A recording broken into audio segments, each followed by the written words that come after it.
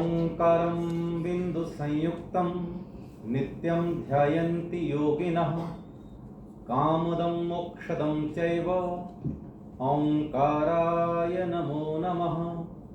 ओंकाराय नमो नमः।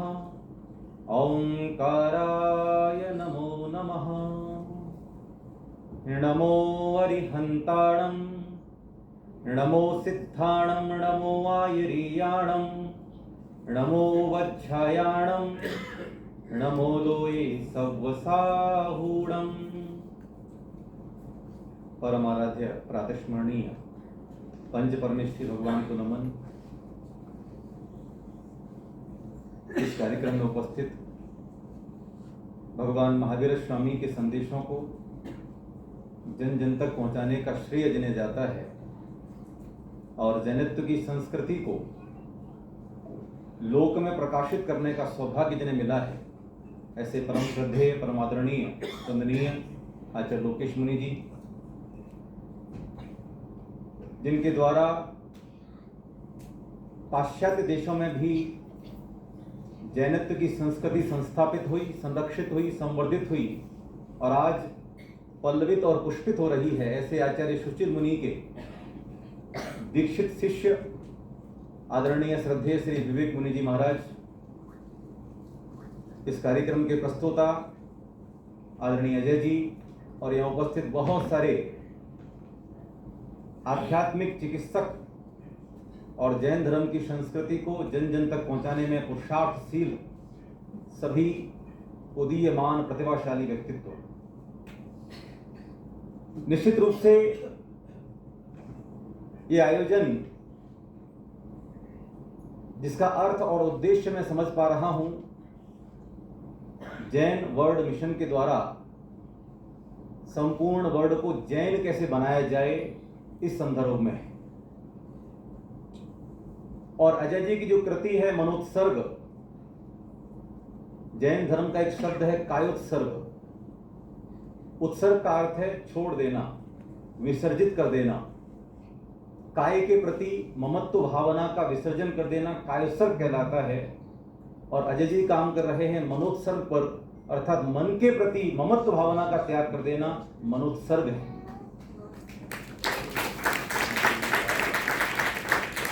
और जैन धर्म का जो आध्यात्मिक विज्ञान है वो हम सभी को भी यही सिखाता है कि हम बाह्य पारंपरिक रूप से या कि सांप्रदायिक रूप से अलग अलग हो सकते हैं, लेकिन आध्यात्मिक रूप से हम सभी एक हैं और एक हैं। विगत वर्षों में श्रद्धेय आचार्य लोकेश मुनि जी की मंगल प्रेरणा से संपूर्ण भारतवर्ष में जैन समाज, जैन धर्म कैसे एक सूत्र बनकर के संरक्षित हो और संवर्धित हो, इस संकल्पना को साकार करने के लिए हमने अनेकों स्थानों पर राष्ट्रीय जैन एकता सम्मेलन आयोजित किए। और उनका भी यही उद्देश्य था कि हम जो परंपराओं में, पंथों में, संप्रदायों में जो बटे हुए हैं, वो बंटवारा समाप्त होना चाहिए और भगवान महावीर स्वामी के जो संदेश हैं, जियो और जीने दो, अहिंसा परमो धर्म और तत्वार्थ सूत्र, मोक्ष शास्त्र का जो मुख्य वाक्य है, जो जैन धर्म के प्रतीक चिन्ह के नीचे भी लिखा जाता है, परस्परोपग्रहो जीवा नाम। आचार्य उमास्वामी महाराज ने ये नहीं लिखा परस्परोपग्रहो जैना नाम, उन्होंने लिखा जीवा नाम। परस्पर में सभी जीव एक दूसरे का उपकार करें, ये कितना बड़ा संदेश इस जगत में प्रसारित करता है कि केवल जैनी का उपकार ना करें। भगवान महावीर स्वामी कह रहे हैं प्रत्येक जीव का। आचार्य कुंद स्वामी तो निगोदिया जीव को देख करके भी नमस्कार करते हैं, क्योंकि इसमें भी भावी सिद्धात्मा हैं और यहाँ जितने भी लोग बैठे हुए हैं सभी भावी सिद्धात्मा हैं और इसलिए ऐसे कार्यक्रमों में सम्मिलित हो रहे हैं और जैन धर्म की संस्कृति को जन जन तक पहुंचाने का सम्यक पुरुषार्थ कर रहे हैं। मेरा विषय है, मैं मंत्र शक्ति पर प्रकाश डालूं। आचार्यों ने कहा अमंत्रम अक्षरम नास्ति, ऐसा कोई अक्षर नहीं है जो मंत्र रूप नहीं है। हिंदी वर्णमाला में जितने भी अक्षर हैं वे सभी मंत्र रूप हैं। आपका नाम भी अपने आप में एक मंत्र है। और ये सभी मंत्र की जो ऊर्जा है, क्योंकि हर एक अक्षर की ऊर्जा है, अक्षर को ब्रह्म कहा है। जैसे प्रत्येक अणु की अपनी शक्ति है, प्रत्येक परमाणु की अपनी शक्ति है, ऐसे ही प्रत्येक अक्षर की अपनी शक्ति है। और अक्षर से शब्द बनते हैं और शब्दों से मंत्रों का निर्माण होता है। कुछ मंत्र ऐसे होते हैं जो साक्षर होते हैं, कुछ मंत्र ऐसे होते हैं जो निरक्षर होते हैं। और इसके पीछे जो बड़ा विज्ञान है वो काम करता है ध्वनि विज्ञान का, जिनके बारे में बहुत सारे चिकित्सक जानते होंगे। जो वेव्स होती हैं, जो तरंगें होती हैं, जो हमारे मन को प्रभावित करती हैं, हमारी चेतना को प्रभावित करती हैं, हमारी चेतना को स्पंदित करती हैं। एक छोटा सा बच्चा अपनी आंखों पर पट्टी बांध करके किताबें पढ़ सकता है अगर उसका मिड ब्रेन एक्टिवेट हो। एक बच्चा अपने आंखों पर पट्टी बांध करके रंग को जज कर सकता है कि कौन सा कलर मेरे सामने है। हमारी सारी की सारी इंद्रियां जब सक्रिय हो जाती हैं और हमारा मन जब सक्रिय हो जाता है, तब हम मंत्र साधना में, मंत्र सिद्धि में निष्णात हो जाते हैं या निपुणता हासिल कर लेते हैं। मंत्र क्या है? मनस्य त्राणमिति मंत्र, जो मन की रक्षा करता है वो मंत्र है। 3 शब्द हैं हमारे यहां, एक है मंत्र, एक है तंत्र, एक है यंत्र। जो मन की रक्षा करे वो मंत्र, जो तन की रक्षा करे वो तंत्र, और जो हमारे संपूर्ण जीवन की रक्षा करे वो है यंत्र। जैन धर्म में तीनों ही चीज प्रभावी हैं, चाहे मंत्र की बात करूं, चाहे तंत्र की बात करूं, चाहे यंत्र की बात करूं। ये शब्द सुनने में जरूर अटपटा सा लग सकता है कि महाराज जी ने तंत्र शब्द बोल दिया, ये तो कुछ अटपटा शब्द है। तंत्र तो जो तांत्रिक लोग होते हैं वो करते हैं। दिगंबर परंपरा में जो आप भगवान के समक्ष जाकर के अभिषेक कर रहे हैं, शांति धारा कर रहे हैं, भगवान के चरणों में जो जल, चंदन, अक्षत, पुष्प, नैवेद्य, दीप, धूप, फल चढ़ा रहे हैं, इट इज ऑल्सो सब तंत्र है। जिसमें मंत्र के साथ में सामग्रियों का प्रयोग किया जाए वो सब कुछ तंत्र का हिस्सा बन जाता है। शांति धारा की बीजाक्षर मंत्रों के यदि आप गौर से निहारें तो हम वहां कह रहे हैं पत पर शत्रुकत मांडोच्चाटन विद्वेषण मोहन वशीकरण दोषान छिन छिंदी विनविंदी सर्व शत्रु विघ्नम छिन छिंदी विनविंदी, शत्रु का नाश हो, शत्रुओं के द्वारा विघ्नों का नाश हो। मंत्र शक्ति काम कैसे करती है?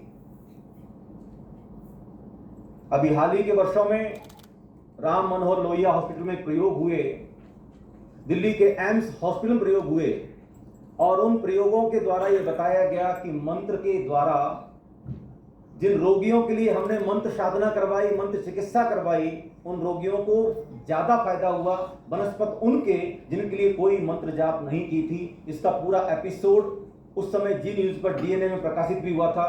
सुधीर चौधरी ने टेलीकास्ट भी किया। हमारे नमोकार महामंत्र की महिमा स्वयं ये बखान कर रही है। 105 नमो यारो सव पावक पणासनो मंगलाणं च सव्य सिम पणमम हवई मंगलम। परंपरा भेद में पाठ भेद हो सकता है कि नमोकारो बोलते हैं कि नमो यारो बोलते हैं। दिगंबर संप्रदाय में नमो यारो शब्द है, श्वेतम नमोकारो है, उसमें कोई ज्यादा भेद नहीं। महामंत्र की महिमा स्वयं ये कह रही है कि ये पंच नमस्कार मंत्र सभी पापों का नाश करने वाला है। और हम यदि आध्यात्मिकता की अपेक्षा देखें तो हम सभी अपने जीवन में किसी प्रकार का कष्ट यदि झेल रहे हैं, कोई भी बीमारी का कष्ट है, कोई भी आर्थिक कष्ट है, कोई भी परेशानी है, मानसिक परेशानी है, शारीरिक परेशानी है, उसके पीछे सबसे बड़ी वजह क्या है? तो सबसे बड़ी वजह है असाता वेदनीय कर्म का उदय। ये हम सब मानते हैं। और असाता वेदनीय कर्म जो है वो पाप कर्म है। और नमोकार महामंत्र की महिमा में क्या कहा? सभी पापों का नाश होता है। तो असाता वेदनीय कर्म जब पाप कर्म है और नमोकार महामंत्र से सभी पाप नष्ट होते हैं। दवाइयां सिर्फ और सिर्फ रोग को दबाती हैं, जड़ से खत्म नहीं करती, क्योंकि जड़ असाता वेदनीय कर्म है। रोग की जड़ क्या है? बीमारी की जड़ क्या है? परेशानियों की जड़ क्या है? वो है असाता वेदनीय कर्म। और जब तक जड़ पे चोट नहीं की जाएगी तब तक बीमारी बार बार अपना सर, अपना फन उठाती रहेगी। इसलिए मंत्र चिकित्सा में हमारी एक कोशिश रहती है कि हम मंत्र साधना के द्वारा, मंत्र चिकित्सा के द्वारा, मंत्र थेरेपी के द्वारा, मंत्र हीलिंग के द्वारा हम सामने वाले के असाता वेदनीय कर्म का क्षयोपशम कराएं। क्योंकि जीवन में जितना जितना अंश पुण्य का संचय होगा उतना उतना जीवन सुखी होगा, जितना जितना अंश पाप का संचय होगा उतना उतना जीवन दुखी होगा। क्या जैन मंत्र पद्धति, जैन मंत्र थेरेपी क्या केवल जैनियों के लिए काम करती है? अन्य लोगों पे भी काम करेगी? नहीं करेगी। ये सभी पर काम कर सकती है। जिनके हृदय में आस्था प्रस्फुटित है, जागृत है, जो लोग परमात्मा के प्रति आस्थावान हैं और जो आस्तिक भाव रखते हैं, उनके सभी के साथ यदि आप मंत्र चिकित्सा विधि का प्रयोग करते हैं तो निश्चित रूप से उसके सकारात्मक परिणाम देखे जाते हैं। अभी हाल ही में कुछ वर्षों में आचार्य मानतुंग स्वामी के द्वारा रचित श्रीमद् भक्तामर स्तोत्र पर बहुत सारे प्रयोग हो रहे हैं। जगह जगह पर भक्तामर क्लिनिक खोले जा रहे हैं और सौभाग्य इस कार्यक्रम का, जिस प्रोग्राम में आज भक्तामर की अंतर्राष्ट्रीय हीलर डॉक्टर मंजू जी नाथ को यहाँ उपस्थित हैं। निश्चित रूप से भक्तामर की जो शक्तियां हैं वो अचिंत्य है। आचार्य मानतुंग स्वामी ने उस कालखंड में 48 तालों को तोड़ दिया। आचार्य तुंगचंद स्वामी ने पाषाण के स्तंभ में श्री पार्श्वनाथ भगवान के प्रतिबिंब को प्रकट कर दिया। आचार्य वादिराज स्वामी ने एक रात में अपने पूरे शरीर का कुष्ठ रोग ठीक कर दिया। गंधोदक छिड़कत वसुदिन में, नहीं रहा कुष्ठ किंचित तन में, भई 7 शतक की काया स्वर्ण समानी, फल पायो में नारानी। अभी 1 तारीख से अष्टानिका महापर्व लग रहे हैं। जगह जगह पर सिद्ध चक्र महामंडल विधान की आराधना होगी। महासती मैना सुंदरी की शादी हुई श्रीपाल के साथ में, और श्रीपाल के पूरे शरीर में कुष्ठ रोग था। वे राजा थे, लेकिन कोई भी राज चिकित्सक उनकी इस बीमारी का इलाज नहीं खोज पाया था। किसने इलाज किया? गंधोदक की वृष्टि इलाज किया। गंधोदक क्या मतलब क्या है? गंध उदक, उदक मतलब पानी, जो गंध से सहित है, सुगंध से सहित है, मंत्र बीजाक्षरों की शक्ति से सहित है, वो गंधोदक। और जब वो हम किसी पर डालते हैं, छिड़कते हैं, उसका प्रयोग करते हैं तो उसके सकारात्मक परिणाम जीवन में देखे जाते हैं। विदेशों में बहुत सारे ऐसे राइटर हैं जिन्होंने पानी के मॉलिक्यूल्स, अगर आप पानी को अपने सामने रखें और उसको आप यदि गाली दें तो उसके मॉलिक्यूल्स बिगड़ जाते हैं, उनकी आकृति डिफरेंट हो जाती है। प्रदीप जी बैठे हुए अनंत वर्ड वाले, वो जानते होंगे इस बारे में, ऑरा के बारे में। पानी को यदि हम सकारात्मक ऊर्जा प्रसारित करते हैं, और ये केवल जैनिज्म में नहीं बल्कि हिंदू संप्रदाय में भी इसके बहुत सारे प्रयोग बीके शिवानी जी बार बार बताती हैं कि भैया पानी को सद्भावना देकर के पियो। हमारे यहाँ भी जो रिद्धि मंत्र हैं, ओम ह्रीम अरहम नमो अमीय समीरणम झ्रौम झ्रौम नमः, मैं इस पानी को अमृत बनाता हूं तब पीऊंगा, तो पानी फिर अमृत बन के जब शरीर में जाएगा तो वो अमृत का काम करेगा। वैदिक संप्रदाय में भोजन करने से पहले भोजन मंत्र है। हमारे जैन संप्रदाय में भोजन करने से पहले मंत्र का पाठ किया जाता है ताकि भोजन को हम औषधि के रूप में ग्रहण करें। आहारमेव औषधि। अब हमारे यहाँ तो क्या सुबह से लेकर शाम तक हर जगह नमोकार सकते हैं। सुबह जगह तो नमोकार, रात को सो तो नमोकार, दिन में कहीं पानी पी तो नमोकार, हर जगह नमोकार नहीं है। नमोकार महामंत्र से 84 लाख बीज मंत्र की उत्पत्ति हुई है।